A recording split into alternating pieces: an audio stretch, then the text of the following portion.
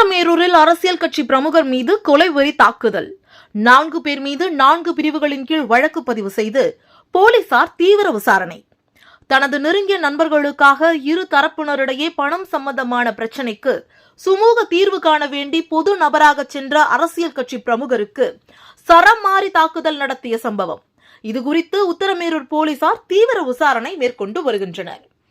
காஞ்சிபுரம் மாவட்டம் உத்திரமேரூர் தமிழ் மாநில காங்கிரஸ் கட்சியின் நகர செயலாளராக பதவி வகித்து வருபவர் தாமோதரன். இவரது நெருங்கிய நண்பர்களான நகைக்கடை நடத்தி வரும் குஷால் குன்னாராம் என்பவருக்கும், செங்கல்பட்டைச் சேர்ந்த பிரகாஷ் தீபக் என்பவருக்கும் நகைக்கடை தொழில் சம்பந்தமாக கொடுக்கல் வாங்கல் பிரச்சனை இருந்து வந்ததாக கூறப்படுகிறது.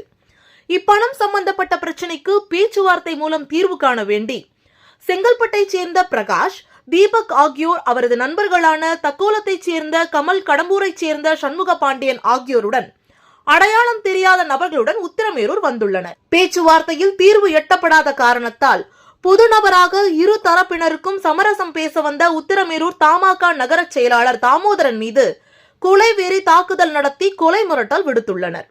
தமாக நிர்வாகி தாமோதரன் உடனே உத்திரமேரூர் காவல்துறைக்கு புகார் அளித்துள்ளார்.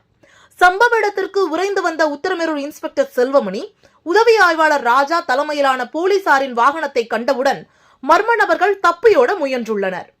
போலீசார் விரட்டி பிடித்ததில் உத்திரமேரூர் வட்டம் கடம்பூரைச் சேர்ந்த சண்முக பாண்டியன் மட்டும் காருடன் பிடிபட்டுள்ளார்.